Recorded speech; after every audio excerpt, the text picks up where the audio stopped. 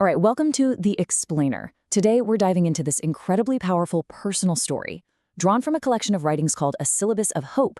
It's all about a journey, from the absolute depths of despair all the way back to finding faith and a real sense of purpose. And believe it or not, the whole thing kicks off with just one single question. And here it is.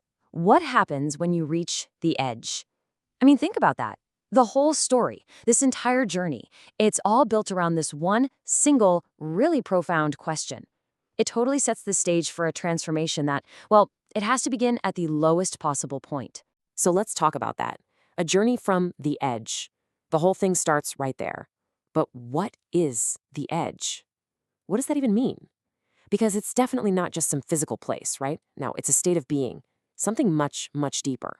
Wow, my heart, it turned so cold into stone. I mean, that just captures the feeling so perfectly, doesn't it?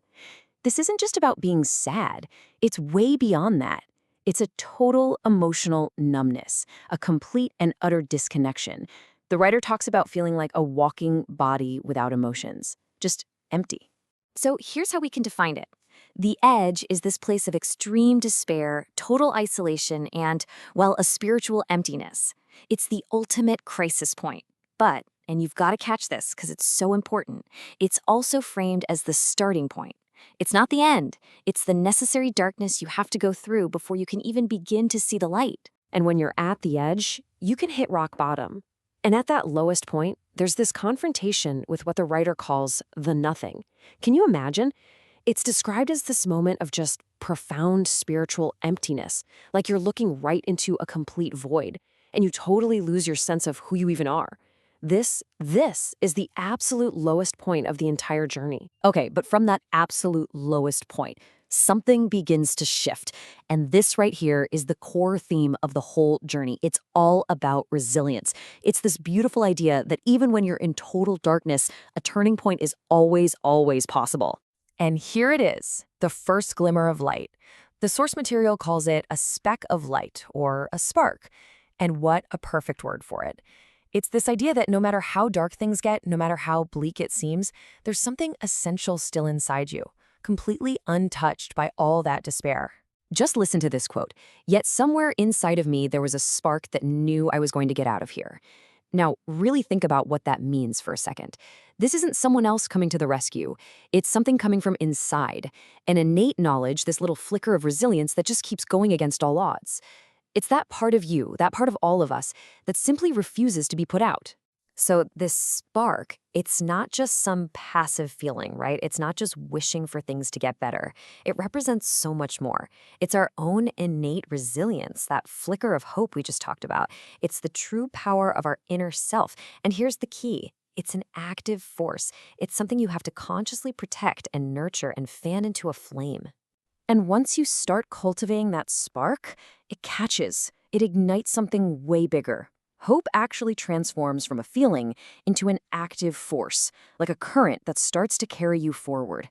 And the source has this amazing name for it, the River of Hope. Now, if you're going to ride this river, there's one thing you absolutely have to do: surrender. And I know, that word can sound negative, right? But it's so important to understand what it means here. It's not about giving up, not at all.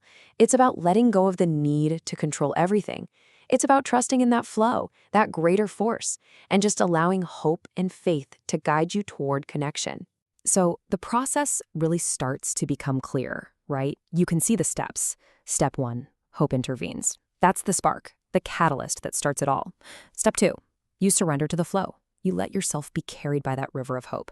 And step 3, that's when faith takes hold. The source puts it beautifully. The river of hope sweeps me into faith's hands. It's the full journey, from one tiny spark all the way to this profound, solid faith. So, after all of this incredible internal transformation, what's the result? What happens next? Well, it's not just about personal survival anymore. It's about finding a completely new identity, a new purpose for being in the world. And that new identity is about becoming a light bearer. The whole journey leads to this. And it's not just a cool name, right? It's an active role you play. It's taking all that inner change and expressing it outwardly. It's a real commitment to take the light, the hope that you found, and intentionally share it, to inspire or guide other people. And check out how the idea of hope has completely evolved by this point. It's described as God's invisible sword of light that opens doors to peace and love. I mean, how powerful is that? It's not just a tiny flicker for your own survival anymore.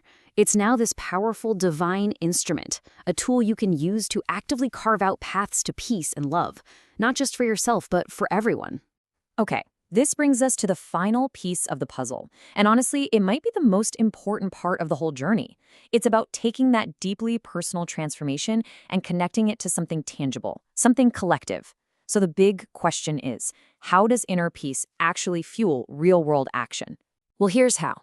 This is where that inner journey directly connects to the outer world. Look at this. The hope you found inside, that blossoms into compassion for others. The faith you discovered, that fuels a real desire for community. That inner resilience that kept you going, that gives birth to a vision for a better future. And that personal peace you finally found, that's what creates the drive for real social change. And this isn't just theory, you know? This hope leads to actual real-world action. It sparks concrete visions, like the idea of repurposing vacant homes to provide stability for the homeless in Sarnia, Ontario. See, it's all grounded in this core belief that to get global harmony, you first have to find inner peace.